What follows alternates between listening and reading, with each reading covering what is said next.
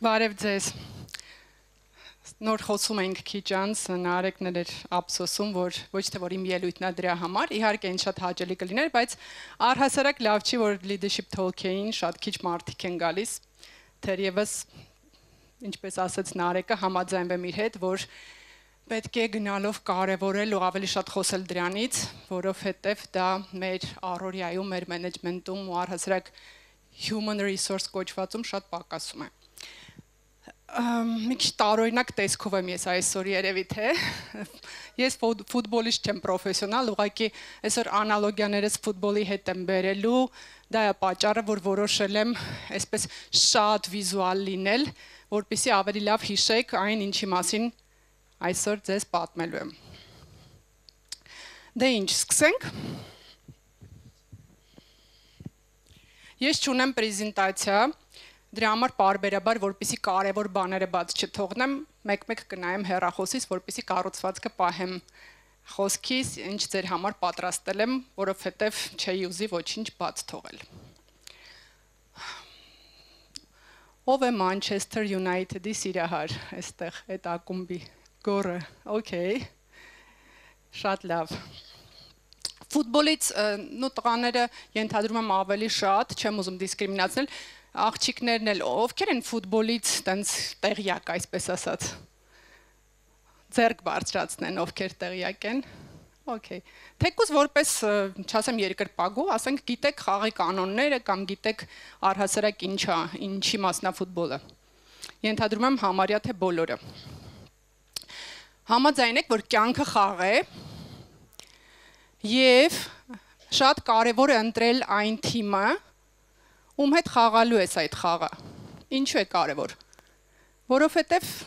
թիմով պայմանավորված դու կամ կհասնես շատ լուրջ հաջողությունների, կամ չես հասնի, չէ՞։ Համաձայն եք։ Okay։ Երբ հրավեր ստացա մասնակցելու այս կոնֆերանսին, հասկացա, որ այստեղ ուղղակի մարդիկ չեն հավաքված։ Այստեղ հավաքված են մարդիկ, ովքեր ստեղծում են աշխարհներ, որտեվ յուրաքանչյուր խաղ դա մի աշխարհ է։ Եվ այդ խաղում պատկանելությունը շատ ընդգծված է։ Մի ուրիշ տեսակ, հա, երևի թե լավագույն անալոգիան է։ Դուք ստեղծում եք աշխարհներ, որտեղ մարդիկ, ովքեր գալիս են այդ խաղերը խաղալու, ուզում են պատկանել այդ աշխարհին կամ չեն պատկանում ինչ-որ պատճառներով։ Լքում են խաղերը։ Եվ ինչպես կարող են թիմերը, որտեղ պատկանելիությունը ընդգծված չի, կարևորված չի, գիտակցված չի, ստեղծել աշխարհներ, որտեղ կգան մարդիկ եւ կուզեն մնալ այդ աշխարհներում ու պատկանել այդ աշխարհներին։ Համաձայն եք։ Այո։ Այսօր խոսելու եմ պատկանելիությունից, ինչպես է մշակույթը արտացոլում թիմի հոգին, հենց հոգին, ոչ թե ոգին, այլ հենց հոգին։ Մի քիչ հայերենով հոգի բառը հենց ուրիշ ասոցիացիա է առաջացնում, բայց յուրաքանչյուր ապրող մարմին, իսկ ընկերությունը դա ապրող կենդանի օրգանիզմ է, ունի իր հոգին։ Եթե ընկերությունը չունի այդ հոգին, դա ուղղակի մարդկանց խումբ է, որոնք ինչ պատճառներով հավաքվել են միասին, ինչ որ մեկը աշխատավարձի համար, ինչ որ մեկին պրակտիկա է պետք, որոշակի փորձառություն, բայց ապրող օրգանիզմները, ապրող ընկերությունները ունեն հոգի։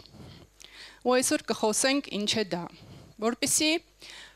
ավելի պատկերավոր լինի, մշակույթը դա պատկերացրեք ԴՆԹ-ն է, ԴՆԿ-ն, ԴՆԹ-ն գիտեք ինչ է։ Մի հատ պետքա խնդրեմ հենց հիմա search անեք, փնտրեք ու մի հատ բացվածքը տեսնեք, հապավումը ինչ է նշանակում ԴՆԹ, ինչ որ մեկի մտքով երբևէ անցել է, բացել, նայել ինչ է դա։ Բրավո, ես այսօր առաջին անգամ եմ դա արել ու ընդհանրապես չէի պատկերացնում, որ դա կարող է ուղղակի որպես ինչ-որ թթվի տեսակ բացվել, բայց պարզվեց այդպես է։ Գիտեք ինչքան կարևոր է ԴՆԹ-ն։ Մշակույթը ընկերության դա ԴՆԹ-ն է ընկերության։ Այսինքն ԴՆԹ-ում է ամբողջ այդ գենետիկ կոդը, ով ես դու, ինչ ես, ինչպես կարտահայտվես եւ այլն։ Իսկ արժեքները, որոնք էլի շատ հաճախ արծարծվում են ընկերություններում, այս վերջին տարիներին առավել եւս, դա պատկերացրեք գեներն են, որոնք ԴՆԹ-ում պարունակվում են, հա, որ ասենց անալոգիա բերեմ, որ լավ հասկանանք ինչ է արժեքները եւ ինչ է մշակույթը, պատկերացրեք մշակույթը դա ԴՆԹ-ն է, իսկ արժեքները դրանք են գեներն են, որոնք կարող են արտահայտվել կամ կարող են չարտահայտվել։ Գնդակը դնեմ։ Այս գնդակը դեռ պետք է, էլի ինձ, ուղղակի չի։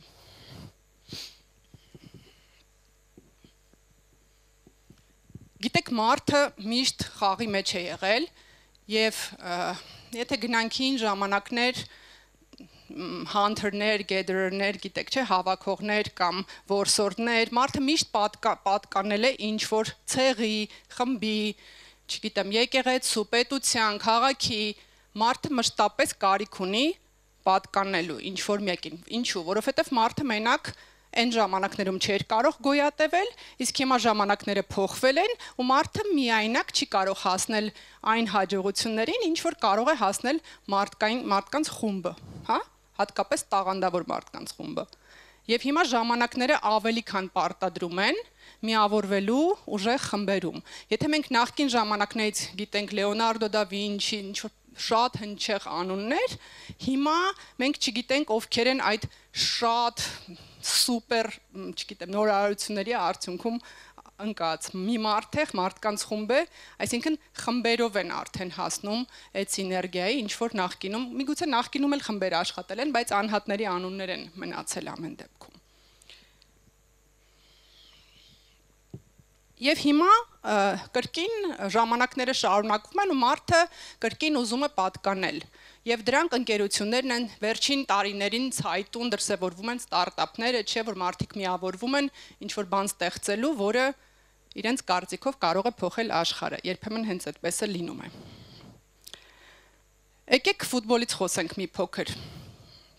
Երբ որ մենք Բաքում ֆուտբոլ ենք խաղում, անկախ նրանից խաղալ գիտենք, չգիտենք, յուրաքանչյուրս ուզում էր խաղում լինել, չէ՞։ Եվ որպես պատիժ, ինչ որ երեխայի, որ չէին ուզում խաղացնել, այսինքն չէին թողում, որ նա պատկանի այդ խմբին։ Երեխաները մի քիչ դաժան են, գիտեք։ Եվ կամ մարդը երեխան իրեն շատ կարևոր էր զգում, երբ որ այդ խմբին հաջողվում էր միանալ։ Ու կային երկրպագուներ էլ, հիմա էլ կային երկրպագուներ։ Երկրպագուները չեն խաղում, սակայն գիտեք ինչպես են ուրախանում, եթե իրենց թիմը հաղթանակի է հասնում, չէ՞։ Ավելի շատ միգուցե քան հենց ֆուտբոլի ակումբի տերերը։ Եվ այդ ամբողջը պատկանելիության մասին է, ընկերներ։ Ամբողջը, այսինքն մարդը ուզում է անպայման լինել ինչ որ մի կարևոր բանի մաս։ Դա եթե գնանք Մասլոյի բուրգին անդրադառնանք, մարդու ամենակարևոր պահանջմունքը դա փողը չէ, դա ոչ նյութական արժեքները չեն, դա անգամ ընկերությունը, սերը, այդ ամենը չէ։ Ամենաշատը մարդը ուզում է լինել ինքնայիրացված եւ ուզում է ունենալ ազդեցություն։ Չէ՞։ Եվ որտեղ է հնարավոր դա անել։ Ընտանիքում շատ կարող ես, բայց այդքան չես կարող ինքնայիրացվել եւ դրսևորվել ունենալ ազդեցություն։ Ամենաճիշտ վայրերը, ամենաճիշտ միջավայրերը դրանք այն միջավայրներ են, որտեղ մենք սովորաբար գնում ենք ու ասում ենք դրան աշխատանք։ Ես կուզեի, որ մենք վերանայենք, եթե այդպես ենք մտածում այս պահի դրությամբ, վերանայենք մեր մոտեցումը ու երբեք չգնանք աշխատանքի։ Գնանք մի վայր, որտեղ մենք ստեղծում ենք, որտեղ մենք պատկանում ենք եւ որտեղ մենք կարեւոր ենք։ Գիտեք, մի բան է ինձ հուզում միշտ։ Հիմա առանց որևէ մեկին վիրավորելու շատ հաճախ եմ լսում, որ մարդիկ ասում են, մեր ընկերությունը ընտանիք է։ Հա, այդ շատ հաճախ օգտագործվող տերմին է։ Շատ հաճախ են այդ անալոգիան բերում ու ուզում եմ ասել հետեւյալը, ընկերությունը չի կարող ընտանիք լինել։ Իմ համար դա ճիշտ ձևակերպում չի առնվազն։ Եթե անգամ ընկերությունների ղեկավարներ կան այստեղ, ովքեր այդպես են անում, մի պահ մտածեք, արդյոք դուք ցանկացած պարագայում պատրաստ եք այդ մարդուն, ով չի անում իր աշխատանքը պատշաճ, ով ինչպես ուզում է իրեն պահում է, ով անպատասխանատու է, արդյոք պատրաստ եք իրեն միշտ հանդուրժել, կամ թիմը պատրաստ է ձեր արդյոք այդպես վարվել։ Կարծում եմ, որ ոչ։ Իսկ ընտանիքում պատկերացրեք, ասենք կամակոր երեխային չես կարող տանել փոխել մեկ ուրիշի հետ, չէ՞, ասել լավ, շատ նյարդերից վրա ազդում այս երեխան, կամ տատիկը KPI-ները լավ չի անում, հարևանի տատիկը ավելի շատ մուրաբա փակեց այս տարի։ Հնարավոր չի ուղղակի, չէ՞։ Ընտանիքը դա առանց նախապայմանների սեր է, եւ շատ հաճախ մենք պատահաբար ենք ծնվել հենց այդ ընտանիքում։ Իսկ ընկերությունները, թիմերը, դրանք այն միջավայրերն են, որ մենք ընտրում ենք, դա գիտակցված ընտրություն է, եւ ինչու ենք միավորվում ինչ-որ թիմի, ու ասում դա ընտանիք, եկեք երբեք չանվանենք ընկերությունները ընտանիքներ, մենք ունենք յուրաքանչյուրս մեր ընտանիքը, որտեղ կա բացառիկ վերաբերմունք, եւ դա առանց նախապայմանների է ամեն ինչ։ Ընկերություններում այդպես չէ, ինչքան հաջողված թիմ մենք լինենք, այնքան մենք կկարողանանք մեծ արդյունքների հասնել։ Հենց այդ գիտակցությունը եկավ, ամեն ինչ փոխվում է։ Ինչ է մշակույթ, ընկերներ։ Պատկերացրեք, ընկերության հիմնադիրը կամ տնօրենը նստած է մի սենյակում եւ քննարկում են ինչ-որ մի բան։ Ինքը դուրս է գալիս սենյակից, բոլորը սենց համակ ուշադրությամբ լսում են, ինչ-որ բան են գրում, շատ տրամադրված են այդ խոսակցությանը։ Ինքը դուրս է գալիս եւ ամեն ինչ այդտեղ փոխվում է։ Դա նշանակում է, որ այդտեղ մշակույթ չկա ուղղակի, հա։ Մշակույթը դա այն է, երբ դու քեզ նույն կերպ ես պահում եւ մյուսները իրենց նույն կերպ են պահում, ինչպես կպահեին, երբ իրենց չեն տեսնում։ Նույն կերպ։ Ոչինչ չպետք է փոխվի։ Վերահսկողությամբ պայմանավորված չի կարող մշակույթը այսպիսին կամ այնպիսին լինել։ Եթե այդպես է, ուրեմն այդտեղ չկա մշակույթ։ Ինչն է պատկանելիություն առաջացնում մարդկանց մոտ, ինչ է կարծում։ Առաջին հերթին դա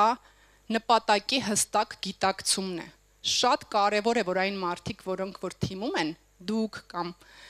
եթե ղեկավարները պետք է դա ապահովեն, հստակ համոզվեն, որ բոլորը հասկանում են, ինչ նպատակի համար ենք այստեղ հավաքվել։ Դա հասկանալի ու պարզ է բոլորի համար։ Երկրորդը դա ինչն է առաջացնում պատկանելիություն, վստահությունն է։ Վստահությունը, որ քեզ լսելու են, որ քեզ տեսնելու են, որ դու կարևոր ես։ Եվ երրորդը դա փոխադարձ, այստեղ կարևոր բառը փոխադարձն է, պատասխանատվությունն է։ Այսինքն, որ բոլոր անդամները տվյալ թիմում ստանձնել են այդ փոխադարձ պատասխանատվությունը, որովհետև սիներգիա հնարավոր չի որ լինի, եթե որևէ մեկը իրեն անպատասխանատու պահի։ Օրինակ, մեր ընկերության օրինակով կարող եմ ասել, չկա գետ մեկ աշխատանք, որ կարող է սկսել եւ ավարտել նույն մարդը, ավարտուն պրոդուկտ տալ, չկա այդպիսի որևէ գործ մեր ընկերությունում։ Այսինքն դա միշտ սիներգիայի արդյունք է։ Դրա համար ես շահագրգռված եմ, որ դուք, եթե դուք ինձանից առաջ եք ինչ-որ process արել, լավագույնս անեք ձեր process-ը, որպեսզի ես վերցնեմ եւ կարողանամ ես էլ լավագույնս հասցնել երրորդին, չորրորդին եւ այդպես մենք կարողանանք տալ ավարտական product։ Իսկ ինչպես կարելի է ձևավորել այդ պատկանելիությունը։ Առաջին հերթին ձեր գիտակցված որոշմամբ, երբ որ դուք գնում եք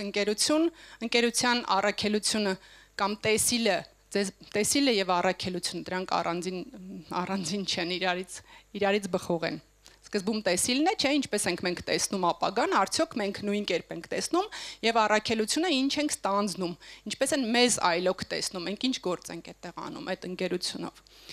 Եթե մենք դա կիսում ենք, եւ մեր համար դա կարեւոր է, ապա մենք միանում ենք տվյալ ընկերության առաքելությանը, դրա մասն ենք կազմում։ Եվ մշակույթը, որը որ ամենուրեք արտացոլվում է,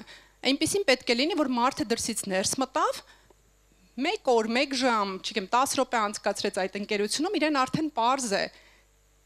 ինչ է տիրում այդտեղ, ինչ մթնոլորտ է, ինչն է այդտեղ խրախուսվում, ինչը ոչ։ Հա, օրինակ կան ընկերություններ, որտեղ շողոքորթելը խրախուսվում է, հա, ինչքան ավելի շողոքորթես ղեկավարին, այնքան ավելի լավ, քո գործերը լավ կլինեն։ Կան ընկերություններ, որտեղ շատ ավտոկրատ վիճակ է, այսինքն մեկն է որոշումներ կայացնում, մյուսները հետևում են նրան։ Դա ինչի մասն է խոսում, որ պատասխանատվություն շատ քիչ կա մարդկանց մոտ եւ մի հոգի է իր վրա վերցրել պատասխանատվությունը չգիտակցված, մյուսներին էլ դա ձեռնտու է, որտեղ իրենք չեն ուզում որոշումներ կայացնել, միգուցե։ Կան ընկերություններ, որտեղ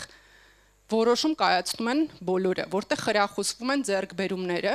կարող եմ մեր ընկերության օրինակը բերել, մեր ընկերության մշակույթի հիմքում է ձեռքբերումները, խնդիրների լուծումը եւ ստեղծարարությունը, նորարարությունը, այսինքն դա խրախուսվում է, միանշանակ դա հենց մտնում ես, մեկ ժամ անց քեզ հասկանալի է ում շուրջ է պտտվում ուժը։ Դա հին աշխատակիցների շուրջ չէ, դա մենեջերների շուրջ չէ, ցանկացած մարդու շուրջ, ով կարողանում է ինչ-որ բան ստեղծել, այսինքն ձեռքբերում ունենալ, ով համարձակ է փորձել նորարարություններ, անընդհատ փորձել, մինչև կգտնի ինչպես ավելի լավ անել։ Եվ ով խնդիրներ ստեղծող չի, խնդիրներ լուծող է։ Նման մարդիկ ողջունվում են, իրենք իրենց միշտ կարևոր են զգում եւ իրենք հասկանում են, որ դա մի միջավայր է, որտեղ նրանք կարող են ստեղծագործել ու հասնել հաջողությունների։ Ընկերությունն էլ ինչ է ուզում է ունենալ ձեռքբերումներ, ուզում է լինել առաջատար, ուզում է նորարարություններով մրցել շուկայում եւ ուզում է հասնել այն տեսիլին, ինչ որ իր առջև դրել է եւ իրականացնել իր առաքելությունը։ Այդտեղ ստացվում է, որ փոխադարձ համագործակցություն է ստացվում, չեն ստացվում աշխատողներ եւ ընկերություն։ Առհասարակ հենց մարդը զգում է պատկանելիություն, ինքը դադարում է աշխատելուց, ինքը սկսում է ստեղծել եւ 3 անգամ ավելի պրոդուկտիվ է լինում, քան նախկինում էր։ Ու աշխարհի ամենաերկար տևած հետազոտությունը դա Harvard-ի, կարծեմ կոչվում է Adult Development Studies, չեմ հիշում ոնց էր կոչվում, բայց այդ հետազոտությունը, որ տևել է շատ տասնյակ տարիներ, ինչ է պարզել, որ մարդու համար ամենակարևորը, ամենաշատը մարդուն երջանիկ դարձրել է ոչ թե փողը, ոչ թե հարստությունը, այլ հենց պատկանելիությունը, որ ինքը պատկանել է ինչ-որ բանի եւ կարևորել է դա։ Դրանից նա իրեն զգացել է շատ երջանիկ։ Ու դա կարող եք ստուգել այդ հետազոտության արդյունքները, դա ամենահայտնի հետազոտություններից է, որը որ իսկապես այսպես գիտակցություն փոխող էր, երբ որ մարդիկ երկար տարիներ անց հասկացան ինչ են կարևորում մեծամասնությունը մարդկանց։ Եվ կրկին անգամ ուզում եմ ընդգծել կարևորությունը հենց խաղեր ստեղծողների համար, որովհետև պատկերացրեք, երբ որ դուք ունեք այդ գիտակցությունը, երբ որ դուք գտել եք ձեր պատկանելիությունը, ինչքան ավելի հետաքրքիր ու ավելի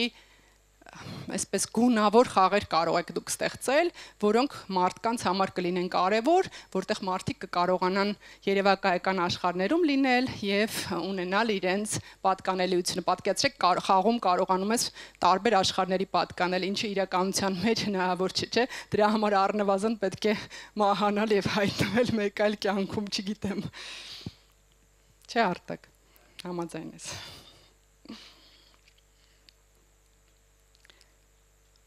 Պատկանելիությունը նաև վստահության մասն է, ընկերներ։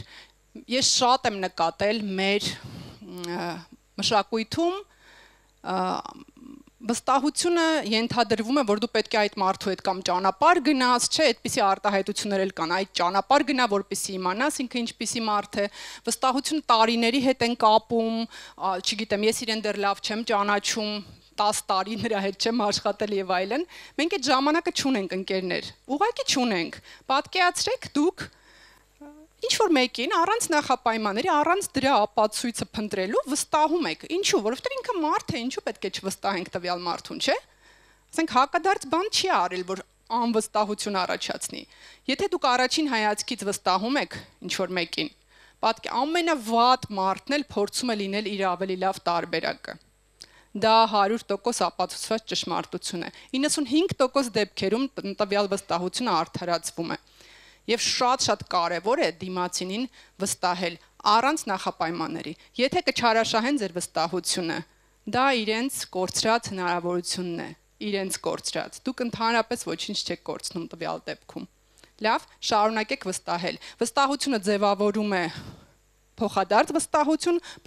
վստահությունը ձևավորում է համագործակցություն, համագործակցությունը ձևավորում է արդյունք, որը մեկ հոգին չէր կարող ունենալ։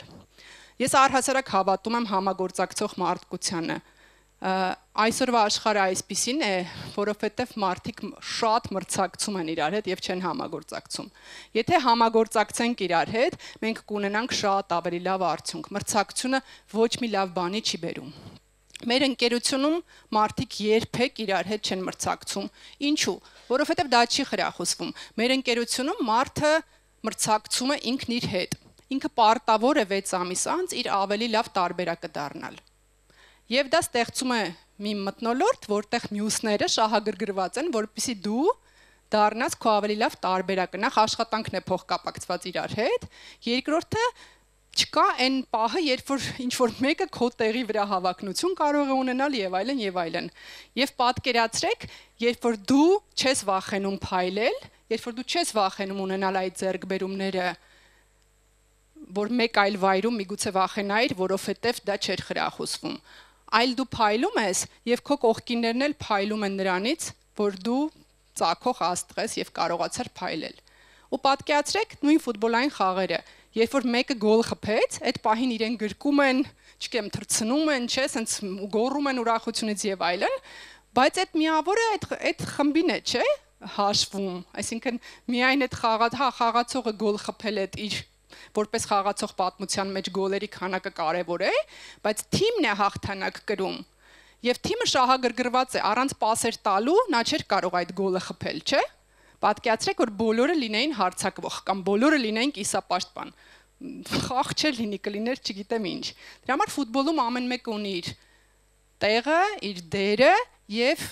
թիմային խաղ է դա։ Ու առանց յուրաքանչյուր խաղացողի լավ խաղալու մենք երբեք չենք տեսնի լավ ֆուտբոլ։ Կան չէ թիմեր, որոնք չունեն սուպերստարեր, սակայն հրաշալի խաղ են ցույց տալիս, որտեղ այդտեղ կա հոգի։ Եվ կան թիմեր, ովքեր ունեն շատ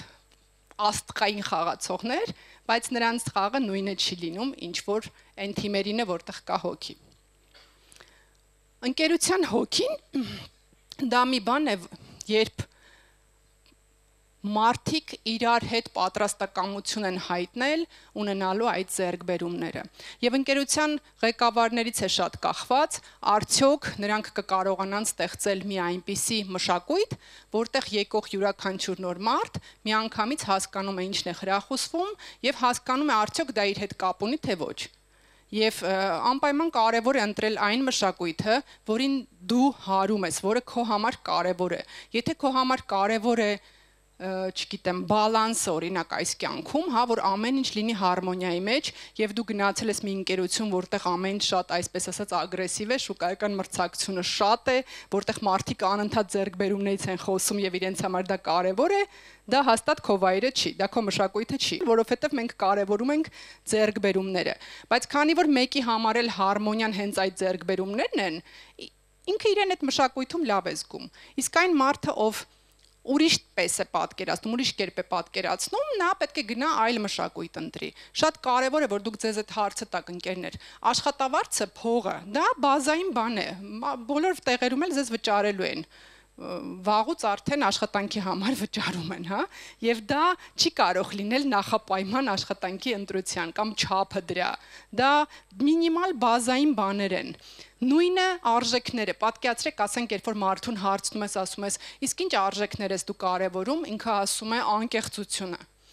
Անկեղծությունը դա բացարձակ արժեք է, ընկերներ, չէ՞, այսինքն ոչ անկեղծ մարդու հետ չես էլ ուզում խոսել, շփվել, չէ՞։ Ոնց որ չես կարող այդ արժեքը որպես ինքը այնքան բազային է, որ անգամ չի քննարկվում տվյալ արժեքը։ Պետք է քննարկել ավելի կարևոր, ավելի լուրջ արժեքներ, որոնք թույլ են տալիս ընկերությանը հասնել հաջողությունների։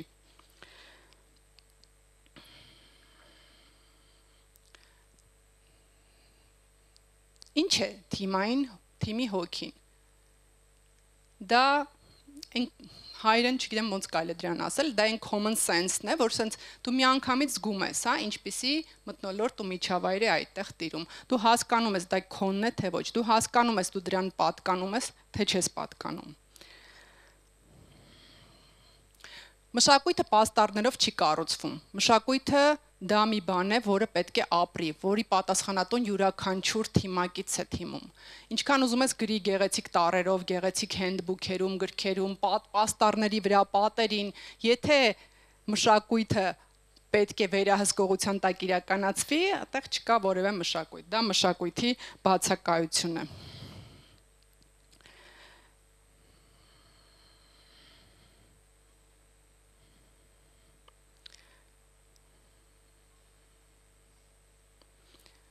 Եվ վերջապես ընկերներ, ամեն ինչ կարող է փոխվել, եւ գնդակը, եւ մարզիչը, եւ դաշտը, Եվ իսկ թիմային ոգին մնում է նույնը, երբ որ դու պատրաստվել ես խաղալ այդ թիմով, երբ որ դու կարևորում ես թիմային խաղը եւ երբ որ դու կիսում ես այն ամեն ինչը, ինչ որ թիմում տեղի է ունենում։ Եվ ես խնդրում եմ, որ ուշադիր լինեք եւ ժամանակը ավելի թանկ գնահատեք ու հասկանաք, որ դուք ամեն տարի կարող եք ունենալ շատ ավելին, քան ունենում եք, երբ չեք ընտրել, որտեղ եք դուք պատկանում եւ դրան ուղղակի եք վերաբերվում։ Եվ կամ դուք ընկերության ղեկավար եք եւ չեք մտածել ինչպիսին պետք է լինի ձեր ընկերության մշակույթը, որին կուզենան միանալ այլ թիմեր, այլ մարդիկ։ Իսկ եթե դուք մի մարդ եք, ով չի կարողացել գտնել այն մշակույթը, որին ուզում է պատկանել, ապա կարող եք գնալ եւ ստեղծել այդպիսի մշակույթով ընկերություն, որին այլ մարդիկ կուզեն միանալ։ Շնորհակալություն։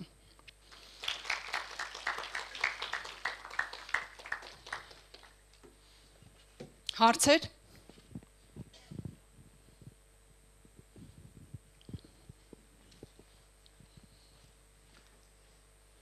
Բայց առաջինը Արտակը կզիչի ոչինչ։ Շնորհակալություն Մարիամ ջան, ներեցեք, որ տերմինոլոգիան անգլերենով է լինելու, հաշտերը, որտեվ առաջ անգամա ես օրինակ 15 տարի արդեն ես like professional experience ունեմ, բայց առաջ անգամ ես այդ բառն եմ տենում, հոգին, soul, ու ինձ համար այդ շատ հաճելի է, որ ոնց որ արդեն հասել ենք այդ պահին, այդ բիզնես ոլորտում, որ մենք հասկանում ենք, որ մեզ պիտի հոգի լինի corporate culture, որը արդեն պահում է, որովհետև մի 50 տարի մենք բիզնեսի ոլորտում, գրքերում մենք սովորել ենք, որ նպատակը business profitability է, ոչ թե healthy culture, corporate culture, որտեղ մարդիկ comfortable իրանց կան, որպեսզի դուք ասում եք family, բայց family okay չի, բայց մենք բոլորը comfortable լինենք աշխատելու պահով, թիմերով, հիմա երևի մենք արդեն այդ մակարդակին հասել ենք, որ մեզ պետք է soul, եթե չէ մի 20 տարից արդեն robotics է լինելու, ռոբոտներն աշխատելու, արդեն ոչ մի soul-ի մասին մենք չենք կարողանա խոսել, որ դուք հիմա ասում եք ձեր ընկերությունը, որ soul, ես ուզում եմ իմանամ ձեր դերը, դուք soul-ի մասին խոսում, դուք ինչ տիպի հիմա soul բերում եք, ինչ ատմոսֆերա եք բերում ձեր թիմին, որ դուք տենց հպարտանալով ասում եք, որ ես տենց ընկերությունում եմ աշխատում եւ ոնց հասկանում կուզենայիք մի 10 տարի տեղ ունենալ, շնորհակալություն։ Նախ այդ ընկերությունը ուղղակի չեմ աշխատում, հիմնել եմ հիմնադիրներից մեկն եմ այդ ընկերության, դրա համար ուղիղ ազդեցություն կարողանում եմ ունենալ այն մշակույթին, ինչ որ այնտեղ կա։ Շնորհակալ եմ շատ հարցի համար, շատ կարևոր հարց եք բարձրացնում։ Մենք corporate տերմինը ընդհանրապես չենք օգտագործում, մենք corporation չենք ու corporate culture չունենք։ Մենք ունենք company culture։ Company culture-ը պատկերացրեք, այսպեսի ինքը ինքան պարզ է բացատրվում։ Ինձ թվում է ցանկացած մարդ կարա հասկանա ինչու է դա այդպես։ Պատկերացրեք, ասենք ընկերություն, որտեղ որ բոլորը ունեն, լավ, մի հատ դեպք պատմեմ, ես վերջերս մեր մոտ ստրատեգիկ հավաք էր ու մեր տարբեր երկրների թիմակիցներին հրավիրել էինք մեր ընկերության այդ միջոցառմանը, որը strategic meeting էր, yearly gathering էր։ Ես էլ մի փոքր անգլերեն տերմիններ օգտագործեմ, ու մեր Հունաստանի թիմից էին եկել, հույներ էր, մեկը հույներ, մյուսը ամերիկացի էր, հնդիկ էլ ունեինք, Չինաստանի թիմներ եկել, այսինքն տարբեր Ամերիկայի թիմից մարդիկ էին եկել, ու իրենք շատ տարբեր մշակույթներ, իրենց ազգային մշակույթները շատ տարբեր են։ Ու երբ որ եկել էին, առաջին անգամ էին իրենք ոնց որ այդ միջոցառմանը մասնակցում, մենք քննարկում էինք մեր արժեքները վերանայելու հարցը։ Ուզում էինք արժեքների մեջ ավելացնել resourcefulness-ը ու happiness-ը,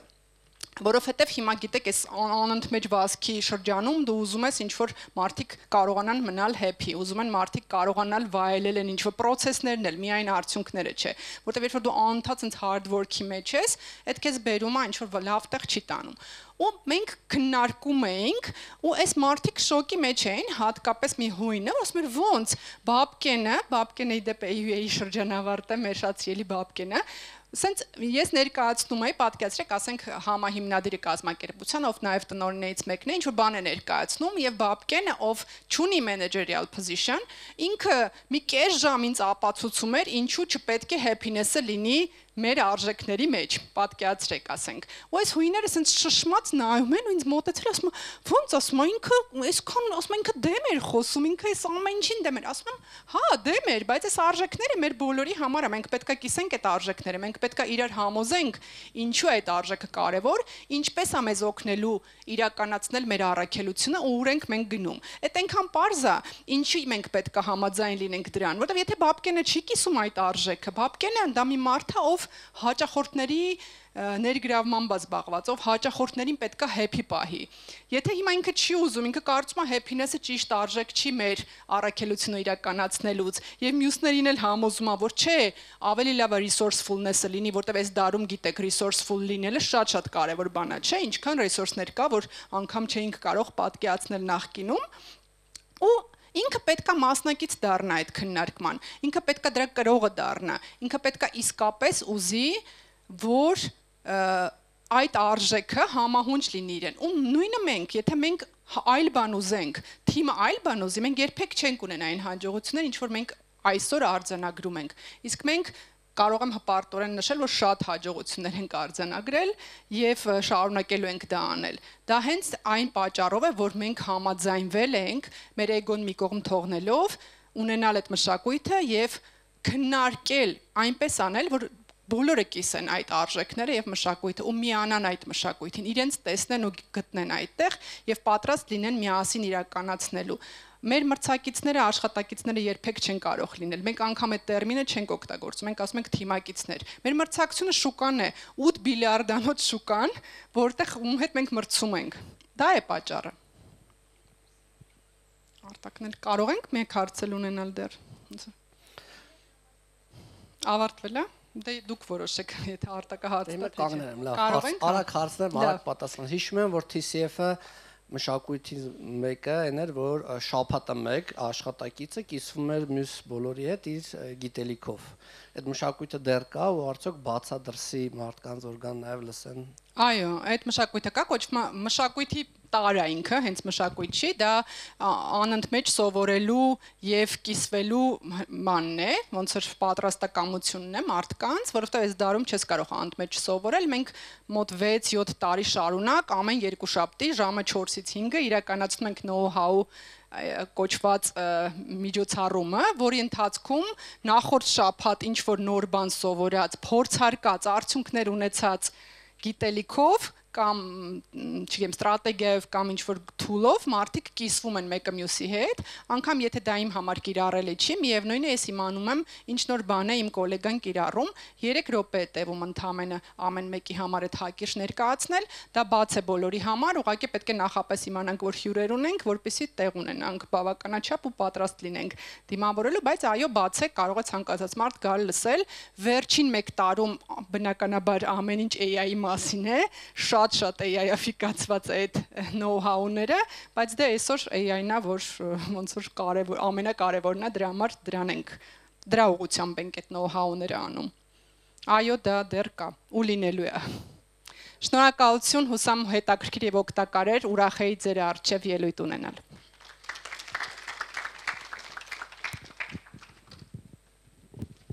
Շնորհակալություն Մարիամին։